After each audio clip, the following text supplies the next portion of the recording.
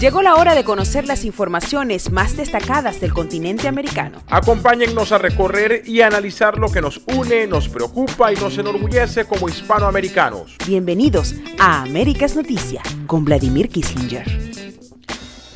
Muy buenos días, feliz tarde y mejor noche para todas aquellas personas que nos están acompañando en una nueva oportunidad a través de América es Noticia, en una nueva edición, en una nueva ocasión para compartir en torno a lo que ocurre, lo que acontece en nuestro continente americano. Yo soy Vladimir Kislinger y en nombre de todo mi equipo, el equipo técnico, directivo, logístico y periodístico de todos nuestros medios de comunicación, así como también de Kislinger Media Group, les doy la más cordial bienvenida a una edición también especial, la tercera parte de nuestro seriado, programas especiales a partir de lo que ha significado este ajusticiamiento al grupo rebelde liderado por el ex policía Óscar Pérez. Muchísima información continúa rondando nuestros medios internacionales, también a los periodistas venezolanos. Mucha información nos llega. De hecho, les comentaba el día de ayer lo que nos costaba, por supuesto, consolidarla para llevarla a todos ustedes, y el hecho es que el día de hoy nuevamente vamos al aire para compartir tantas cosas que, por supuesto, tenemos que destacar en nuestra edición número 597. Pero antes de entrar en los titulares, en el recuento, más que los titulares, el recuento informativo, quiero también dedicar este programa. Yo nunca dedico un programa, pero quiero dedicarlo especialmente a una querida colega, además, que le ha tocado vivir en carne propia lo que significa, por supuesto, la represión en términos de las libertades individuales, de la libertad de expresión.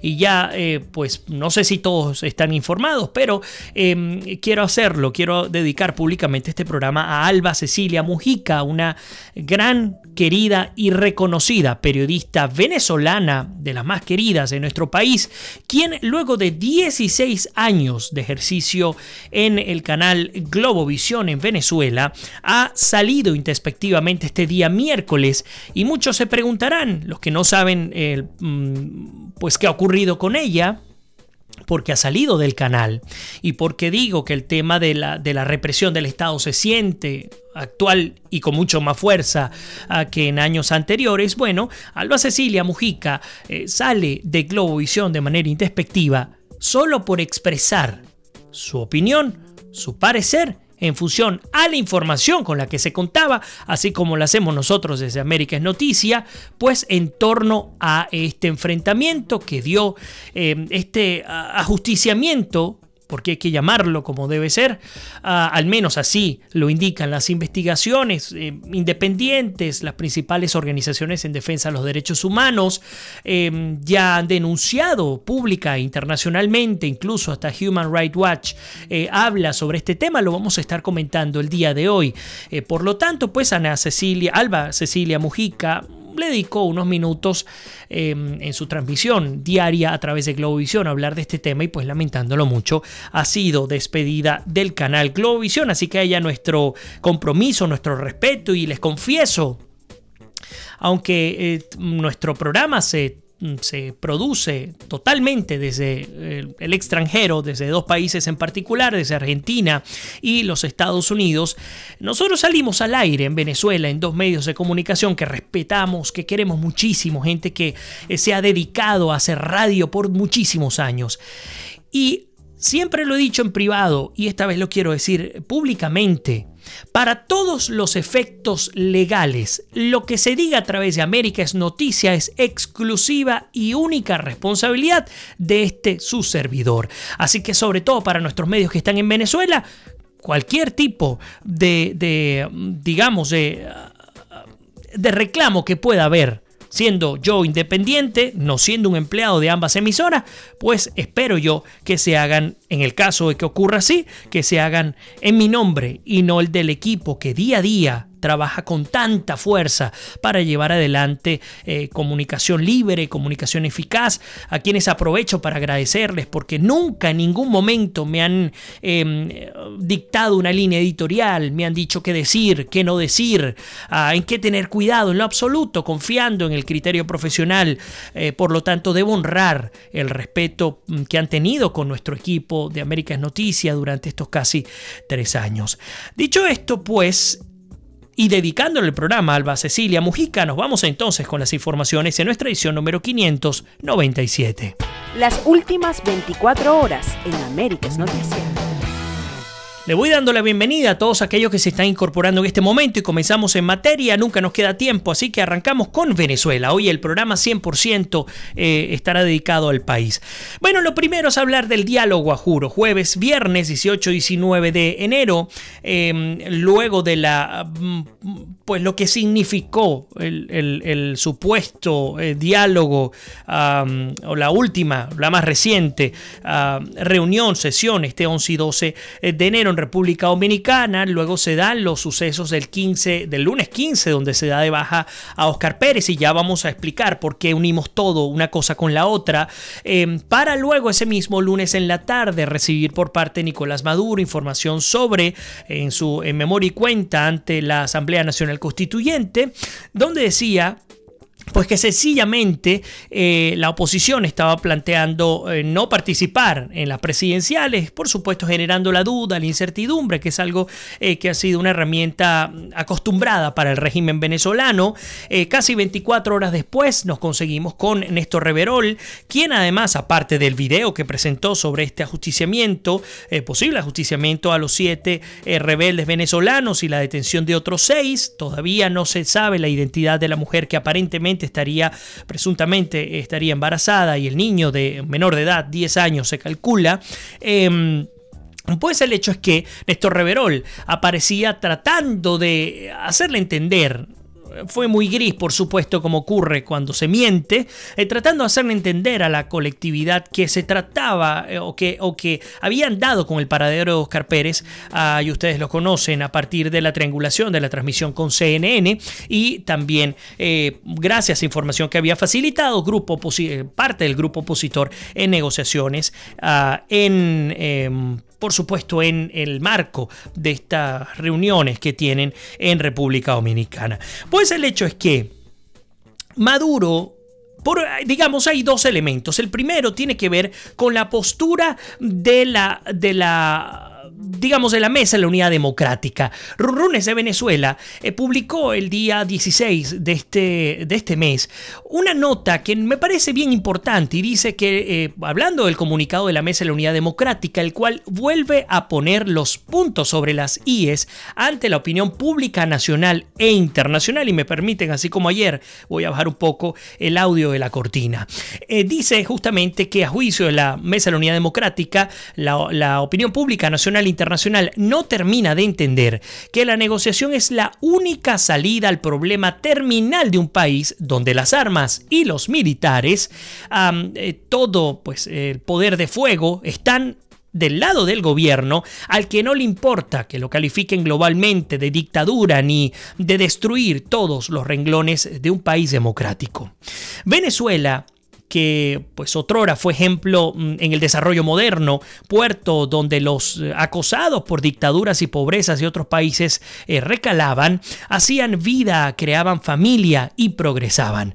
Un país respetado en todo el mundo moderno. Nunca nadie creyó que Chávez y sus bárbaros serían émulos de Atila, de Stalin o de Hitler.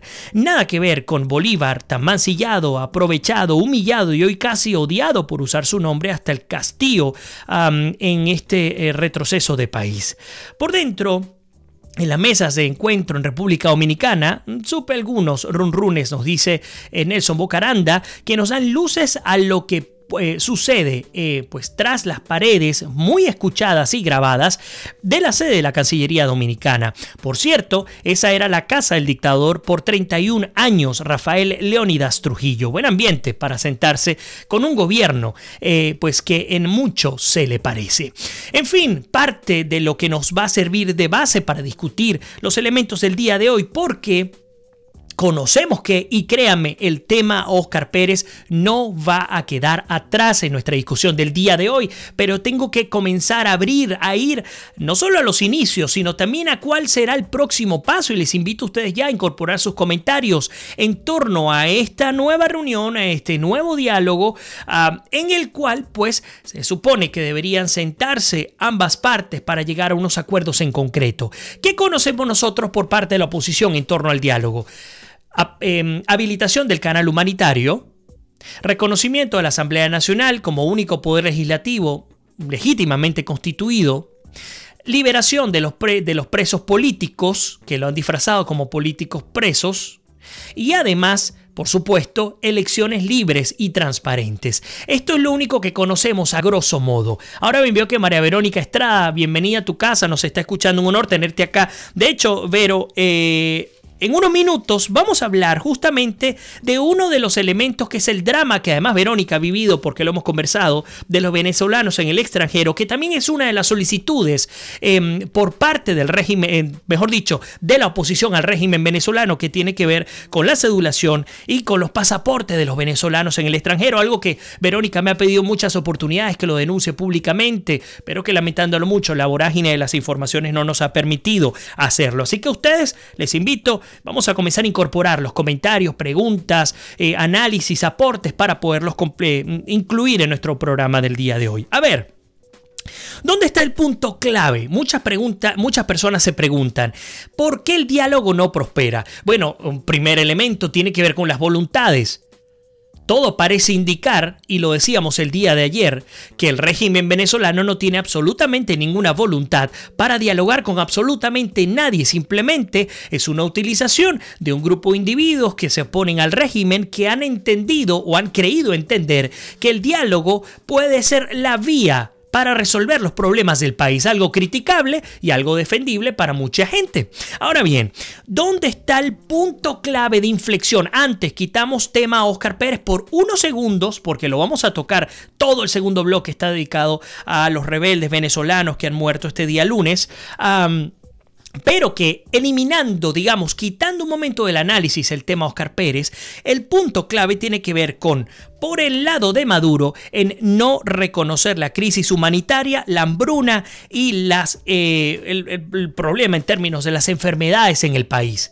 Este es el elemento fundamental, para los que no lo sabían, que ha digamos, aparte de las voluntades que a mi juicio privan sobre cualquier tipo de negociación, pues en términos concretos, el que el gobierno no reconozca una crisis humanitaria implica que como punto de inflexión no hay posibilidad de poder incidir en lo más importante, y lo más importante tiene que ver justamente con la alimentación y con la medicina. Sin hablar, por ejemplo, el tema de la inseguridad, que es algo que es ya tristemente célebre en Venezuela porque se repite constantemente. Ahora bien, el punto de inflexión está entonces por parte del gobierno no reconocer la crisis humanitaria en el país. Y por el lado de la oposición hay otro punto de inflexión. Afortunadamente aquí hay algo en lo que hay coincidencia. Y el punto de inflexión para el gobierno, para la oposición venezolana, es fundamentalmente el no reconocer a la Asamblea Nacional Constituyente como poder supraconstitucional legalmente constituido en el país. Y es que no se puede reconocer, porque en el mismo momento en el que algún opositor, investido o no, principalmente investido de autoridad, reconozca a la Asamblea Nacional Constituyente como un ente oficialmente establecido en el país, entonces se está poniendo a un lado también de la Constitución, tomando en cuenta los argumentos esgrimidos a partir del análisis de los artículos 349, 350 y 351 de la Constitución venezolana. Ahora bien, seguimos. En términos concretos, y quiero que le prestemos mucha atención, los venezolanos que me acompañan en este preciso instante en el exterior, quiero que compartan con nosotros sus opiniones sobre esta negociación, sobre este diálogo, o como ustedes consideren que debemos llamarlo. Lo primero es que se ha pedido un CNE con unas condiciones que le han llamado el 2+2+1. ¿Qué significa esto? Incluso desde Jorge Rodríguez no existe esta condición, un CNE abiertamente parcializado. ¿Qué se pide ahora? 2 representantes del Estado venezolano, del gobierno venezolano, del régimen venezolano, 2 representantes de la oposición y uno independiente. Ahora, pero uno se pregunta, algo en lo que por cierto el gobierno aún no ha aceptado, que pudiera hacerlo, porque uno tiene que manejar hipótesis. ¿Qué pasa si el gobierno lo acepta? ¿Dónde podría estar establecida la trampa? Si, por ejemplo, en el caso de Smartmatic, en esta denuncia del pasado 2 de agosto del 2017, luego de las elecciones, supuesta elección masiva para escoger a los constituyentistas, pues al menos Smartmatic, que se encargaba, que participaba en términos del proceso y de la totalización, manifestaron que al menos había una diferencia de al menos 1 millón de votos, que los votos se habían inflado. Entonces uno se pregunta, bueno, ¿será posible que ante un CNE en el que haya un 2 más 2 más 1, en un caso hipotético, la trampa pudo haberse ya establecido previamente con quienes hoy día manejan el aspecto técnico? Son preguntas que uno se hace, por supuesto, de cara a lo que hemos venido hablando. ¿Qué pide la Mesa de la Unidad Democrática? Quiero que me acompañen opinando, sobre todo aquellos que han tenido problemas con la cedulación, con los pasaportes en el extranjero. Bueno, lo primero, piden a un CNE 2 más 2 más 1, ya lo expliqué, no lo voy a repetir. Pide, por ejemplo, que se respete el derecho de participación política y electoral por parte de los votantes en el extranjero. Una nota de Runrunes, a mi juicio un poco exagerada, habla de posibles 4 millones de votantes venezolanos que están regados en el extranjero. Nuestros números dan aproximadamente unos 2.5 millones de venezolanos que están habilitados para votar o que podrían eventualmente estar habilitados para votar, porque no se trata solamente un tema de habilitación, se trata también un tema de cómo facilito el proceso para que aquellos que están en el extranjero tengan la oportunidad de poder acceder fácilmente al voto. Caso Consulado de Miami. Fue eliminado, donde tenemos a la comunidad venezolana más grande en los Estados Unidos, que es en la Florida y especialmente en la ciudad de Miami, a unas 3 horas de acá. Pues el consulado fue cerrado convenientemente para evitar cualquier tipo de participación ciudadana, obligando a los venezolanos a tener que subir a ciudades como New Orleans, como Nueva York, como Houston, entre otras. Entonces, un CNE independiente que se le permita el voto a los venezolanos en el exterior, que se revierta la inhabilitación de los partidos políticos, ustedes ya lo conocen, que los consulados y las embajadas comiencen a gestionar las renovaciones de pasaportes y cédulas. Ustedes saben qué está pasando en España y por eso es que les decía, me encantaría que ustedes nos dieran su opinión en el resto de los países. En España, así como muy probablemente ocurre en el resto de los países de nuestro mundo, cualquier trámite legal, naturalización, residencia, permiso de trabajo, empadronamiento, como se le dice en España, entre otros, debe ser, digamos, solicitado ante la autoridad local con un documento de identidad, como extranjero en este caso, que esté vigente. Es decir, que aquel que no tenga un pasaporte vigente, pues no tendrá ningún tipo de posibilidad de entrar bajo la ley de cada país que lo ha recibido. Esto, por supuesto, constituye una amenaza también a los derechos humanos y además de amenaza a los derechos humanos en términos concretos, hace que los venezolanos que están en el extranjero queden incluso fuera de estatus, queden ilegales. Y además ilegales no por responsabilidad propia, sino por responsabilidad de terceros, de la autoridad del país donde nacieron, que no les facilita la posibilidad de poder acceder a este tipo de documentos. Ni hablar, por ejemplo, de las cedulaciones. Un niño que llegó a cualquiera de nuestros países, que pasó, si mal no recuerdo, de los 9 años de edad, ya no tiene la oportunidad de pedir renovación en términos de cedulación. Y por lo tanto, al no tener cédula vigente o incluso al no habérsela sacado a esa edad, pues sencillamente tampoco tendrá la oportunidad de obtener pasaporte, no puede viajar a Venezuela en el caso que lo necesite. Por supuesto, tampoco puede utilizar el recurso del visado en el caso de los Estados Unidos, por cuanto la inmensa mayoría no cuenta con la nacionalidad norteamericana. Pero bueno, para no desviarnos, fíjense que Vamos a ver qué nos van comentando todos por acá. Voy un poco más para atrás. Verónica Duque dice, gracias por ser otra voz en lo que pasa en Venezuela. Gracias por acompañarnos, Verónica. Jenire Pérez dice, miren lo que hicieron con Oscar Pérez. ¿Creen que este diálogo llegará a alguna parte? Muy buena pregunta que nos acabas de compartir. Todos ustedes están invitados a irla contestando. Por supuesto, Mónica nos dice justamente que considera que no se puede dialogar con un gobierno delincuente que ha asesinado. Lo que están haciendo en República Dominicana es traicionar la memoria de los héroes venezolanos. Nos envía saludos desde Paraguay. Cárcel para Maduro y sus sicarios, dice Nidia Martínez. Berta María también nos dice, cuando me preguntan por los venezolanos, ¿por qué los venezolanos no? Y tengo que parafrasearlo porque estamos saliendo para medios internacionales, no se molestan. Lo que respondo es, los venezolanos sufren el síndrome de Estocolmo, correcto. Y además, en la segunda parte del programa vamos a dar una explicación apegada al elemento científico, al elemento psicológico de las razones por las cuales hemos llegado tan lejos sin activarnos. Así que no se pierdan la segunda parte. Claudia Aldunate nos acompaña desde Bolivia. Un honor tenerte acá en tu casa. Qué bueno que tengamos tanta gente que nos acompaña. Luis Pino nos dice, el diálogo es una bombona de oxígeno a la dictadura de Maduro. Verónica Duque dice, gracias por ser... Bueno, justamente ya lo había leído. Carmen Julia, el diálogo es una burla. Verónica Duque, buscando el supuesto diálogo, es que ha muerto tanta gente inocente por solo pensar diferente. Vilma Gómez, narcoestado venezolano, SOS o SOS en Venezuela, existe un genocidio. Esperemos que la mundo, dice Arsenia, no se reúnan por respeto, mejor se retiran y dejen de perder el tiempo. Ya ellos saben que no hay diálogo, menos con esos criminales. José Silva dice, esta es la puerta política para el gobierno de Maduro. Si no hay otra acción que los obligue a pasar la puerta de salida, todo se quedará en el status quo. Entiendan, el diálogo no es la salida por ahora. Zuli Quiñones nos dice, la política es el arte para gobernar, la política es para construir, jamás para destruir. Como opositores a un régimen o a un mal gobierno hay que hablar, hay que actuar, hay que criticar, hay que manifestarnos, jamás atentar contra ellos, más si no se está preparado para derrocarlos. Por ahí Judith nos saluda. Verónica dice justamente que es una burla el tema del diálogo. Arkelin dice, Zulia al usar mayúsculas. Bueno, justamente refiriéndose a algunos comentarios. Aneli Tomasini dice, te acompaño y te apoyo, pero todo el diálogo me parece que es una burla.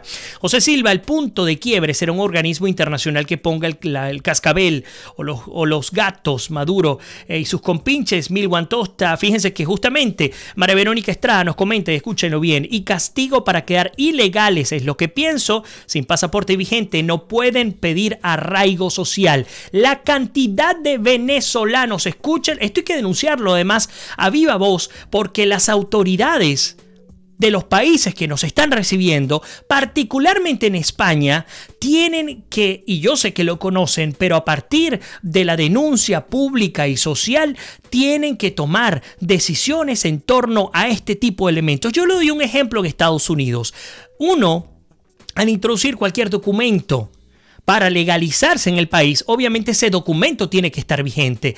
Pero cuando uno pide protección humanitaria, asilo, político, etcétera, pues ese documento, ya una vez que se ha pedido, no es obligatorio tenerlo vigente, y no es obligatorio porque se supone que está siendo sujeto a persecución en tu país de origen.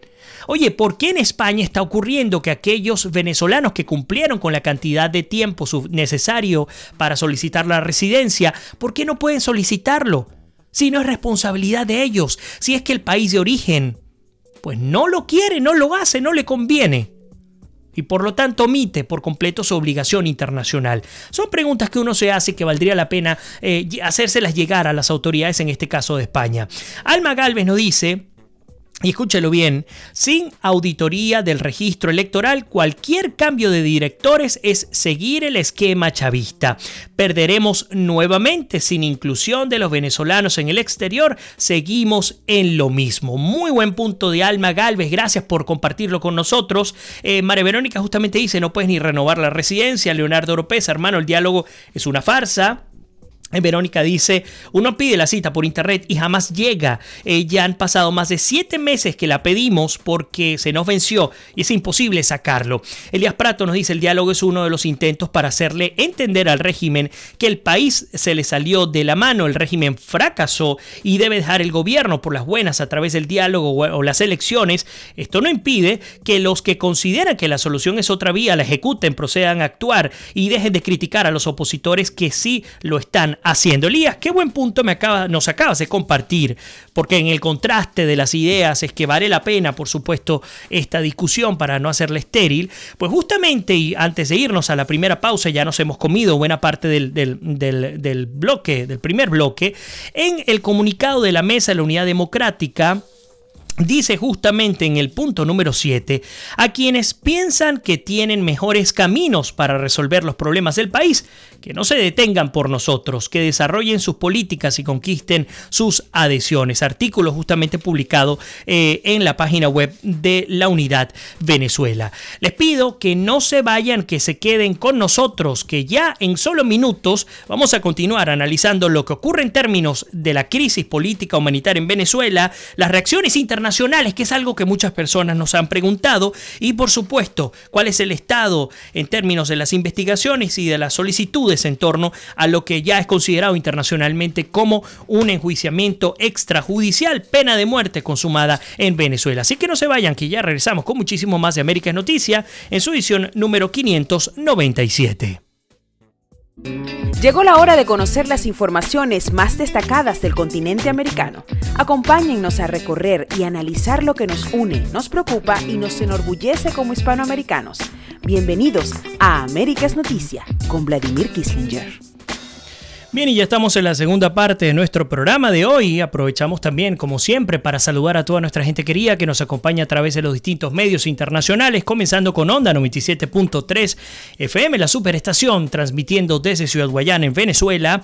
También a través de Radio Cumbre 101.9 FM desde el estado Barinas. Igualmente enviamos un abrazo a nuestro equipazo de Fusión 90.7 FM desde Houston, Texas, en los Estados Unidos. AEB Estéreo desde Orlando, Florida. Y nuestro canal de televisión digital CNC Florida Central. Y en el viejo continente también enviamos un inmenso abrazo a nuestra gente de Ideal Radio FM desde Málaga, España.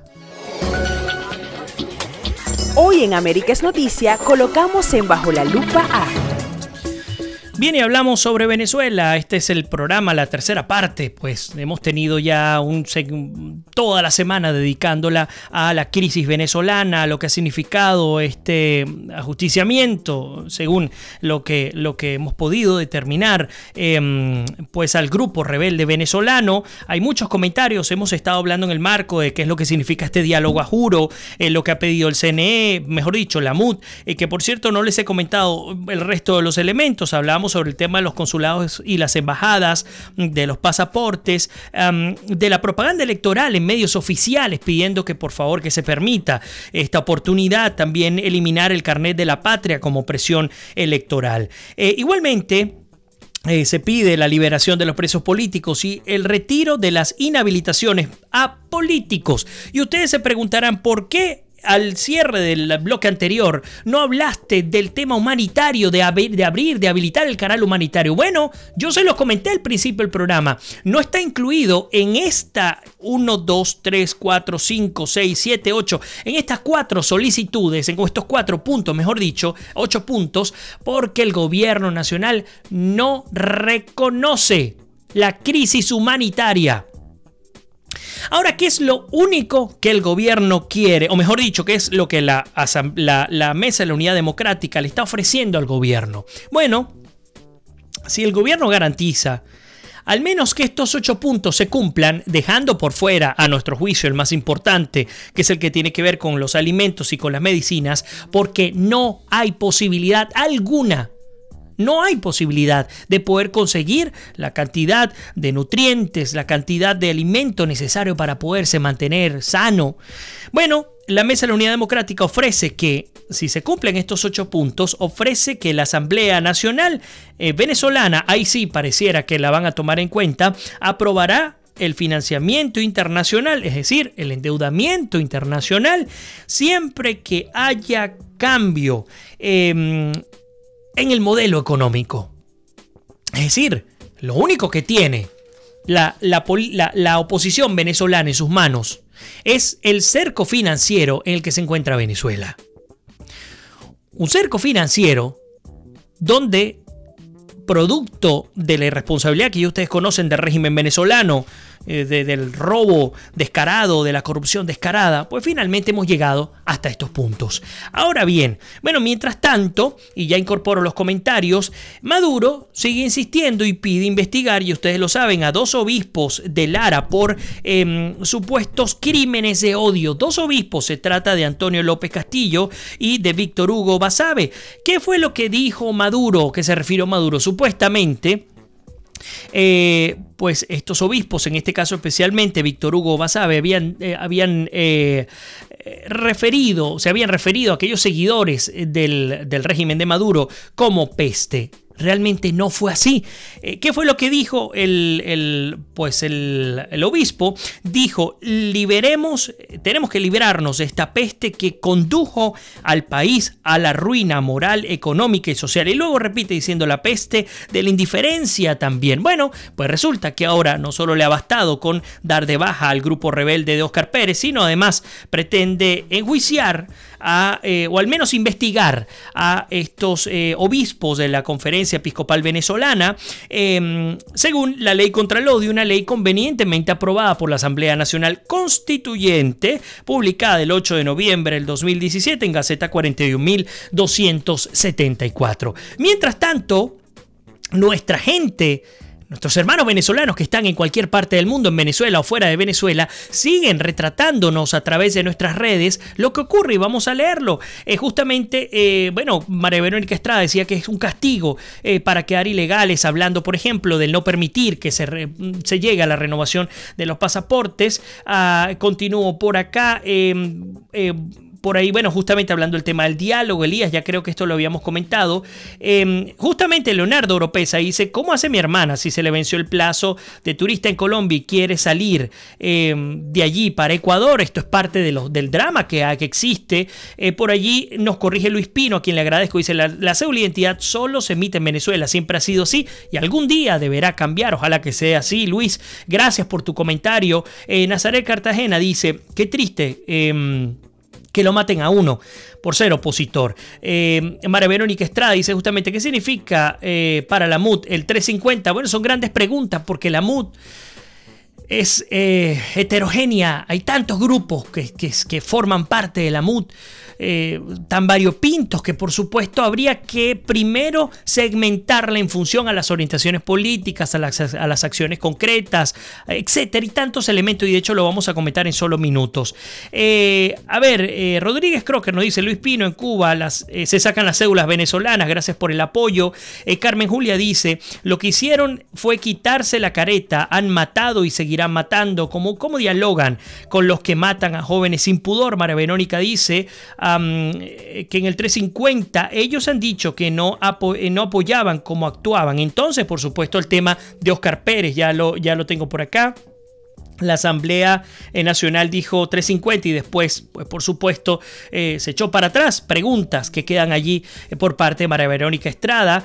Zuli dice: oposición, sapearon a Óscar Pérez cuando fueron a República Dominicana. Esa parte de la opinión que comparte nuestra gente querida que nos acompaña. Karina Gómez dice: en el programa de Jaime Bailey anoche se dijo que la oposición está chantajeada por el gobierno.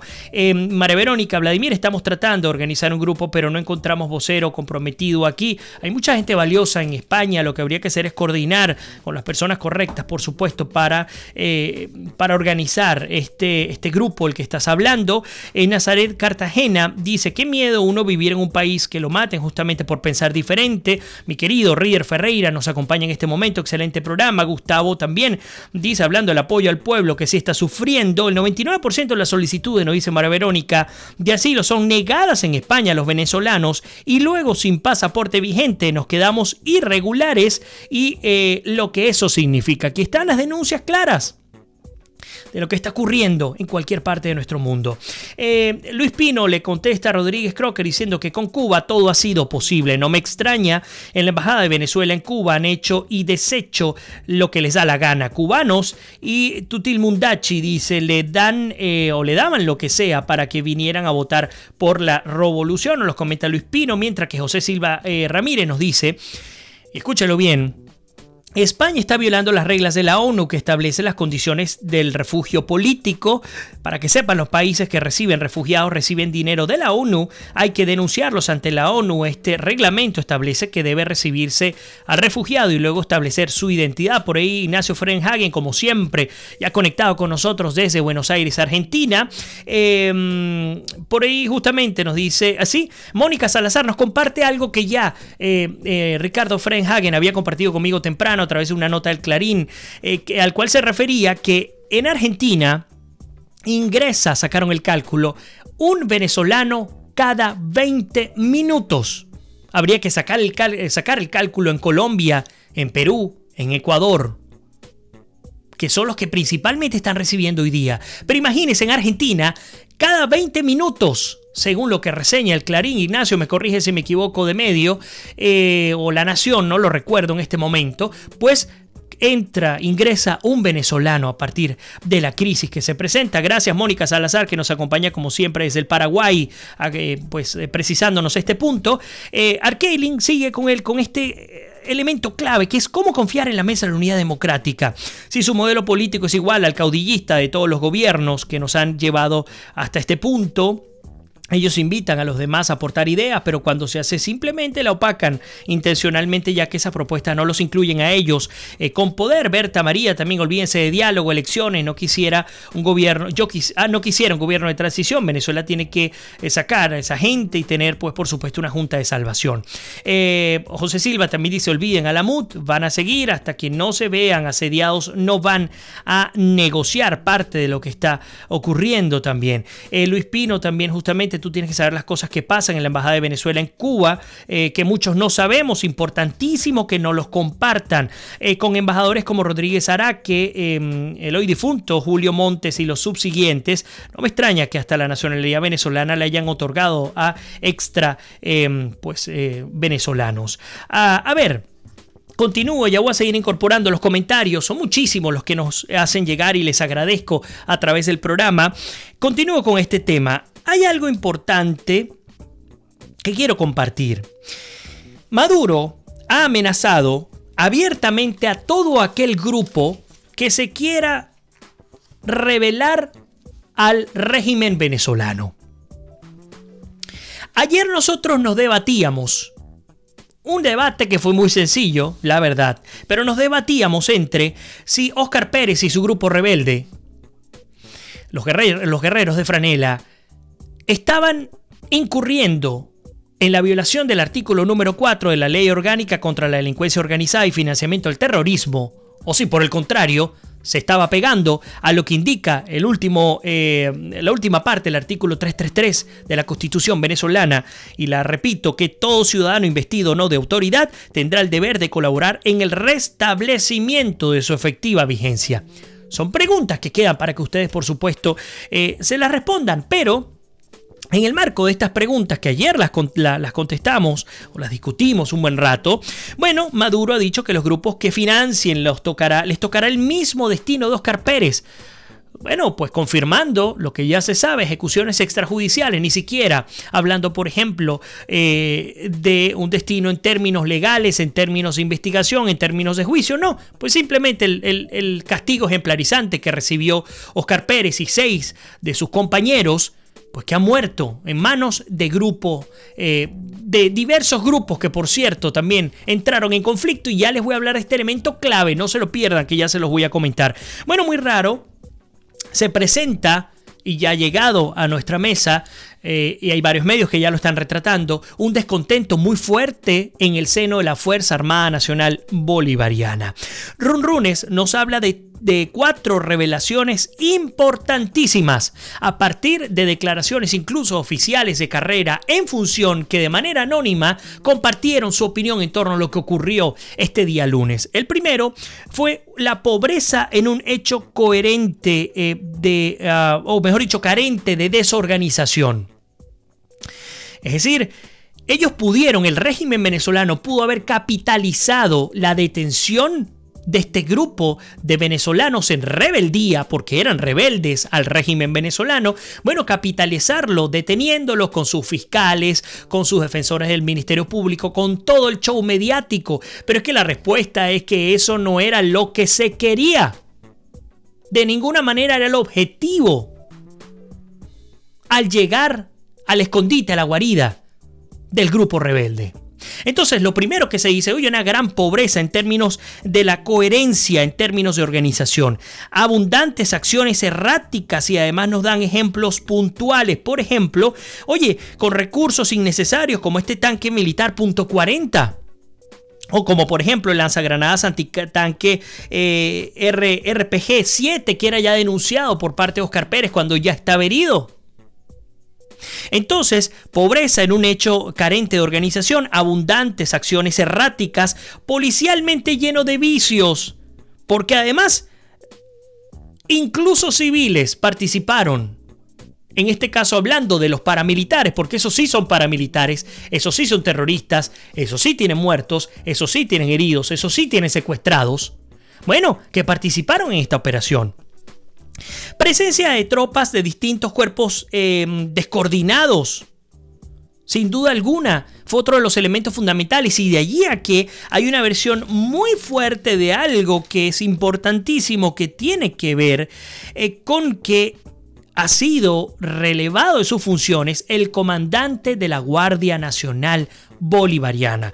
Sergio Rivero Marcano ya no es, apenas había sustituido a, se me va el nombre en este momento, a Benavides. Ahora estuvo Sergio Rivero Marcano hasta casualmente un día después del ataque del ajusticiamiento al grupo rebelde venezolano. Ahora está por él el mayor general Richard López. ¿Y por qué lo comento?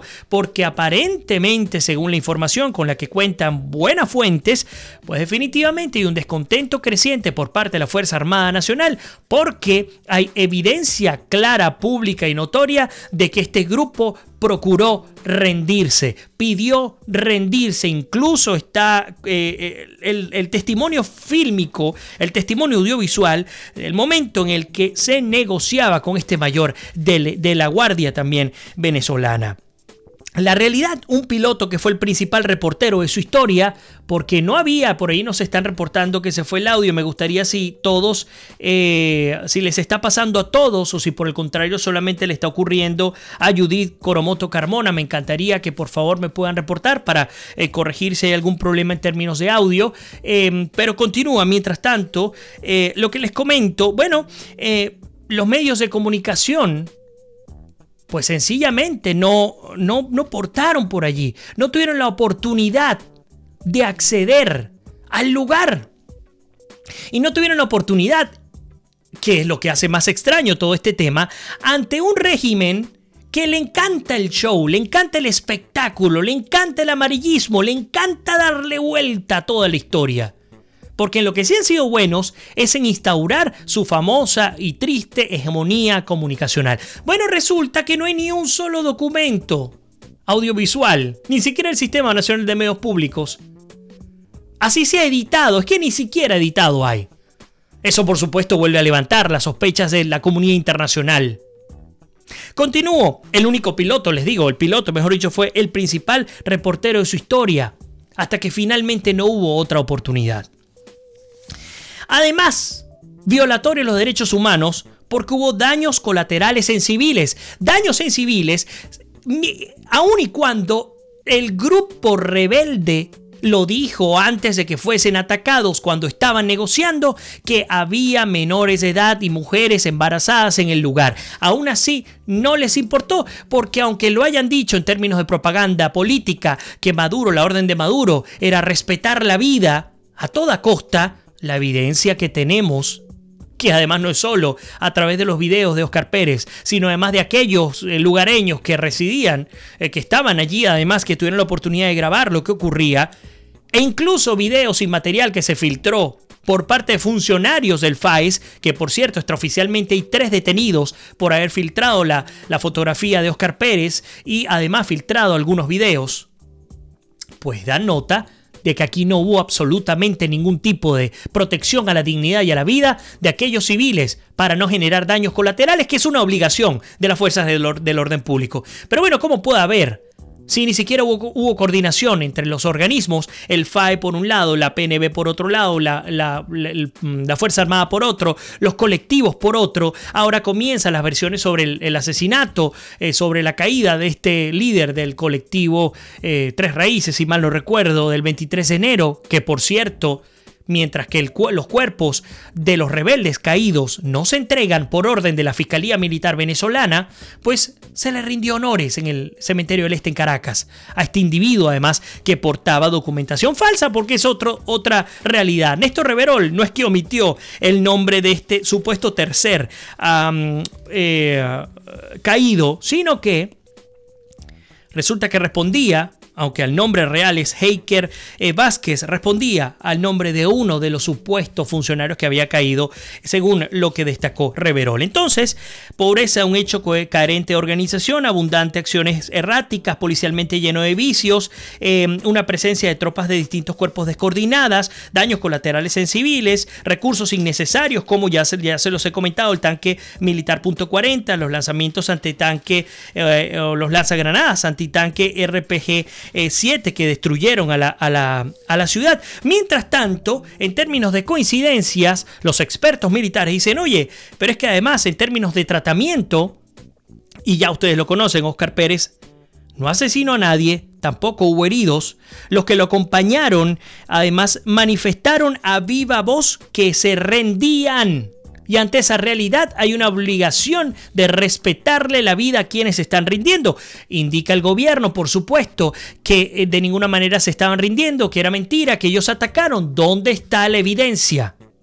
Porque la única evidencia con la que se cuenta, insistimos, es la evidencia audiovisual que registró antes de morir Óscar Pérez y el grupo de insurrectos. También la participación de civiles de colectivos, como se los he comentado, para hacer el trabajo sucio de las Fuerzas Armadas Nacional, la Fuerza Armada Nacional Bolivariana. En todo caso, en términos de resultados, se ha nombrado un nuevo comandante de la Guardia Nacional este 16 de enero, un día después, y por supuesto, aquí la única conclusión a la que llega el nuevo Herald de los Estados Unidos de Miami es que a Óscar Pérez la orden fue de asesinarlo. Miguel Enrique Otero dice: asesinaron a un opositor real. A pesar de su rendición, lo condenaron a muerte. La Fiscalía Militar, como les digo, lleva el caso del grupo y no entrega el cadáver de estos rebeldes. Human Rights Watch, por supuesto, el director José Miguel Vivanco ha dicho que compara a Venezuela con las dictaduras de Argentina y Chile sobre supuestos terroristas muertos. Luisa Ortega Díaz dice que está recopilando información para llevarla a la Corte Penal Internacional, mientras que Felipe González, expresidente de España, insta a la Unión Europea a ampliar las sanciones y dice que en Dominicana no se habla de democracia en ningún momento, en ningún documento se habla de democracia, se habla solamente de paz y concordia. Cuento corto, de convivencia, status quo.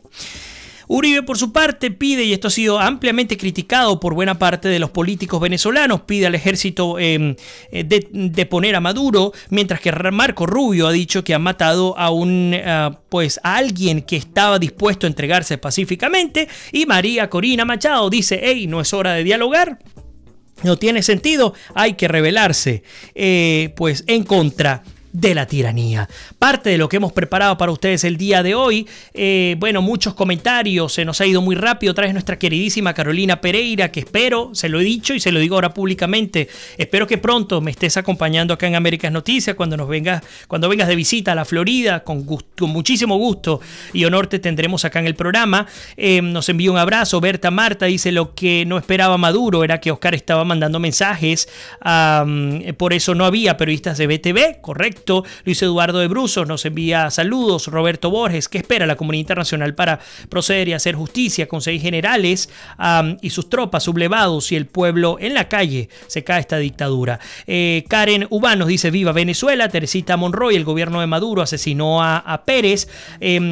José Palacios, estas muertes pesan más en la conciencia del pueblo cobarde venezolano, nos lo comenta José. Y fíjate, José, mañana te invito a todos los que están allí, hoy no lo pude hacer, les voy a dar explicaciones de por qué consideramos que el pueblo venezolano no es un pueblo cobarde, pero es un pueblo que, lamentándolo mucho, ha sido doblegado desde el punto de vista psicológico y por lo tanto el gobierno nacional logró llevarnos hasta donde estamos.